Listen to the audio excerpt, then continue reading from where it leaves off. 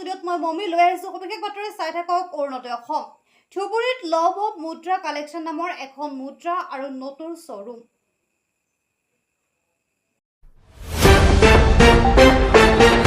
ভাৰতবৰ্ষৰ অসম প্ৰদেশৰ নামনি অসমৰ ধুবুৰী জিলাৰ ধুবুৰী চহৰৰ পাউণ্ড ৰোড তথা পানীৰ টেংকৰ ওচৰত ৱাৰ্ড নং 4ৰ গোপাল চন্দ্ৰ সাহাই নিজৰ অশেষ কষ্ট আৰু সততাৰে নিজৰ পুত্ৰৰ নামত লভ অফ মুদ্ৰা কালেকশ্যন নামৰ এখন শ্ব'ৰুম খুলি তাত পুৰণি মুদ্ৰা আৰু নোট সংগ্ৰহ কৰি ধুবুৰী চহৰত এক খলকনিৰ সৃষ্টি কৰিছে।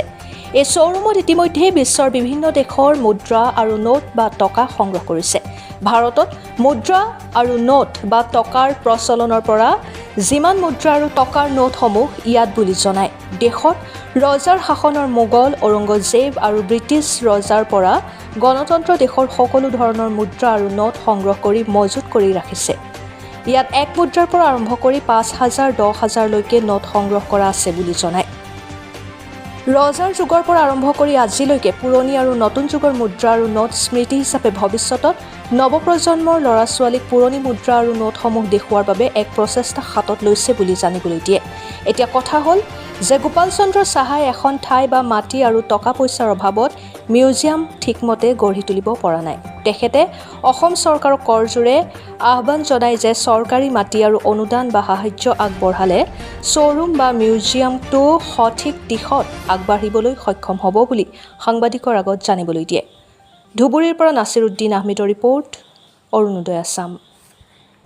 আপনার পরিচয়?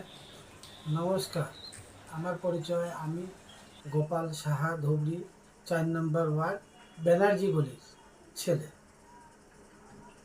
আমার হবি হলো কালেকশন করা। কালেকশন আগের যেরকম মুদ্রা ছিল, ভারতবর্ষে কত রকম মুদ্রা আইছে এটা আমি দেখার একটা চেষ্টা করছিলাম। আমি যখন দিল্লি গেছিলাম তখন তার দিল্লি যাওয়ার সময় আমার এক বন্ধুর সাথে দেখা, তেও স্টার চ্যানেলের মালিক, তে পয়সারই কাজ করে।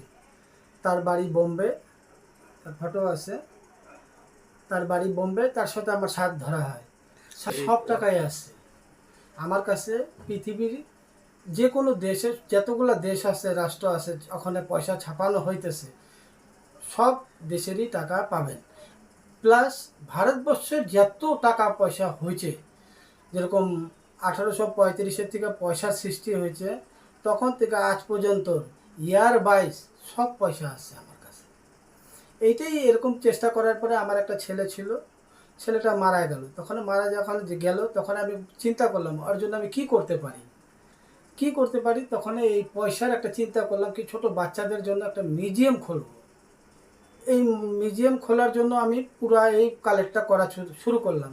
তারপরে কালেক্ট করতে করতে দেখি কি এখানে ভারতবর্ষের যত ভারতীয় রত্ন আছে, সব রত্নই আস্তে আস্তে আমি পাইলাম।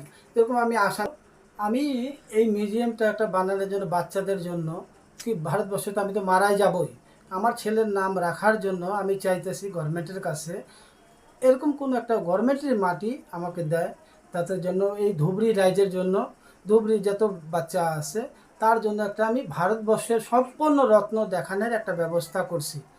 সেই ব্যবস্থার মধ্যে আমার কাছে পাবেন হীরা, মুক্তা, মানিক, এগুলো মানুষের কান দিয়ে শোনে, চোখ দিয়ে দেখতে পারে নাই। পয়সার মোহর হয়, মুদ্রা হয়, রূপার টাকা আছে। যেরকম দেখেন এখানে আপনি 10,000 টাকার নোট পাবেন, যেটা ভারতবর্ষে কেউ দেখে নাই। এখনও ইন্ডিয়া গভর্নমেন্টে 90% লোক জানে না কি ইন্ডিয়াতে 10,000 টাকার নোট হয়েছে। ইন্ডিয়াতে 5,000 টাকার নোট যে ছিল সেটাও ইন্ডিয়ার 90% লোক জানে না। এটা 1953 থেকে 1956 অবধি চলছে। এই 10,000, 5,000 এগুলো যার নোট দেখতেছেন, আগের 1,000, এগুলো সব 53 থেকে 56 অবধি চলছে এগুলা টাকা। তারপর তো এগুলো ব্যান্ড হয়ে গেছে। এগুলো তো তখনকার আমলে যে বড় লোক ছিল তাদেরাই পাইছে, এছাড়া তো পায় নাই। এই মুদ্রাগুলো আমি দেখানোর জন্য, যেরকম দেখেন আকবরী মোহর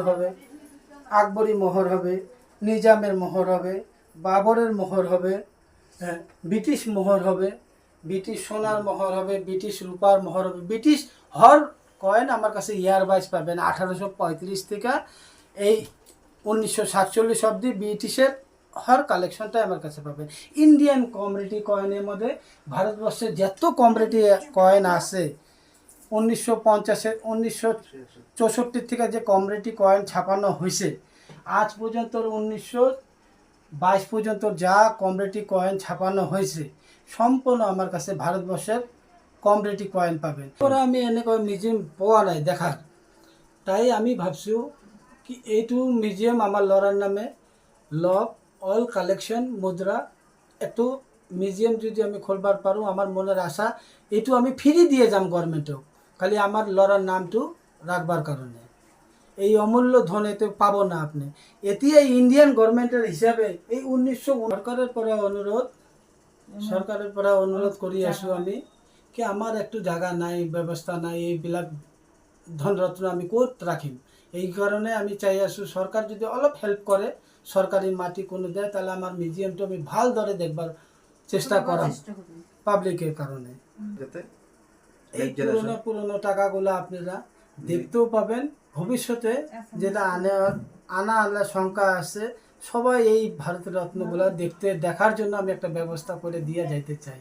আমার মনের একটুটুকাই ইচ্ছা সরকারের কাছে কি সরকারি মাটি এত পড়ে আছে, যদি তার মধ্যে আমার একটা ব্যবস্থা করে দেয়, কেন কি এটার মধ্যে গার্ড লাগবে, গার্ড ছাড়া তো আমি দোকান খুলতে পারতাছি না। আর গার্ড এটা যখনই গভর্নমেন্টের হাতে যাবে তখন গার্ডের হাতে পড়বে। এই জন্য আমার জিনিসগুলো সেভ করে রাখার জন্য সরকারের কাছে অনুরোধ, একটা ধুবড়ি মিউজিয়াম খুলো।